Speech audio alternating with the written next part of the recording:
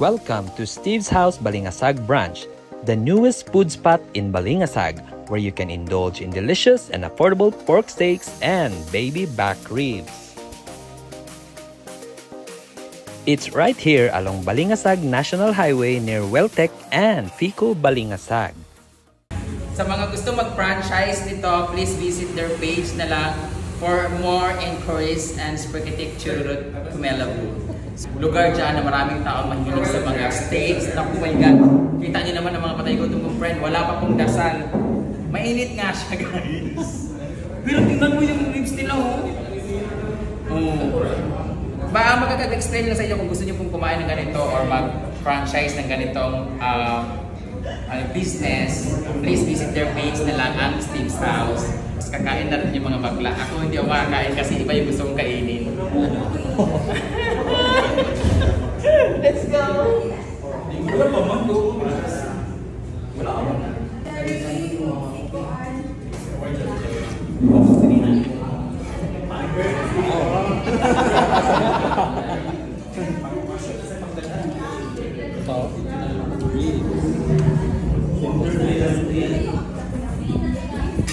Let's try this one. Let's deep in the throat. Deep throat. Para siyang may gravy.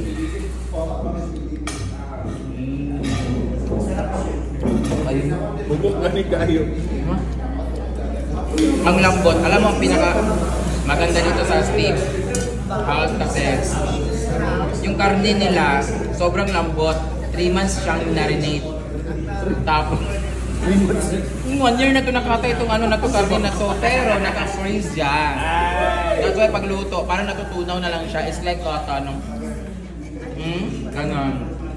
Kasi di ba may mga steak or mga karne na pag kinain mo talagang makunat tapos sisiksik sa ngipin tapos pagkatapos parang goma. Ito grabe. Sarap na.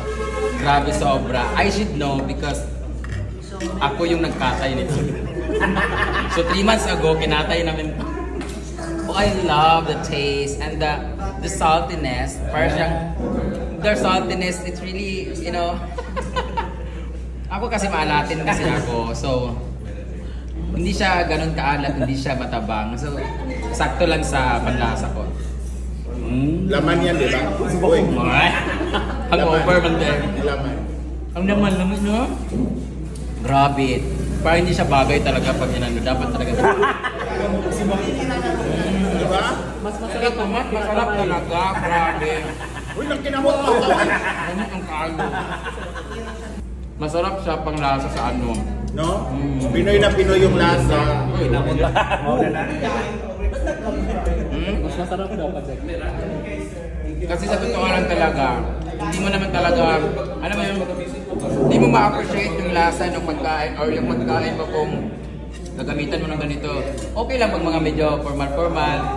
Pero ito, mga squatter naman ang kasama ko, so okay lang. Grabe ka rin ang kinamot. Grabe. Ako kayo, oh. Hindi na may ari, no? Grabe kayo. Grabe. So, akala ko steak yung kinakain ko. Sinugba naman yung karne. Ay, steak or kanin? Sir! Grabe, ang sarap mo, sir. Ang sarap ng steak mo, sir. Kinamot yung maranya. Thank you, and remember, next time you're craving something tasty, visit Steve's House. Until next time, stay hungry and we'll see you soon.